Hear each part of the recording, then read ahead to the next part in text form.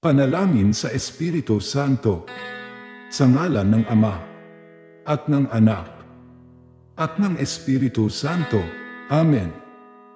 Halina Espiritu Santo, punuin mo ang mga puso ng mga nananalig sa iyo at pag-alabin mo sa kanila ang apoy ng iyong banal na pag-ibig. Ipadala mo ang iyong Espiritu at sila'y malilikha. At sa gayo'y mapaninibago mo ang mukha ng mundo. Manalangin tayo.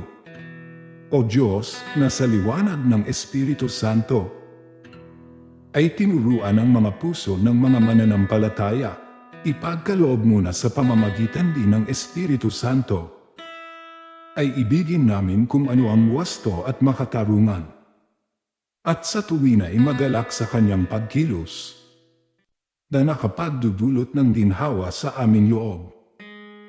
Sa pamamagitan ni Kristo na aming Panginoon. Amen. Ama namin, sumasalangit ka. Sambahin ang ngalan mo. Mapasa amin ang kaharian mo. Sundin ang loob mo dito sa lupa para ng sa langit. Bigyan mo kami ng aming kakanin sa araw-araw. At patawarin mo kami sa aming mga sala, para ng pagpapatawad namin sa nagkakasala sa amin.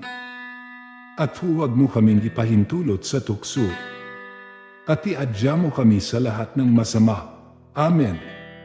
Luwalhati sa Ama, sa Anak, at sa Diyos Espiritu Santo, kapara noong unang-una, ngayon at magpasawalang hanggan.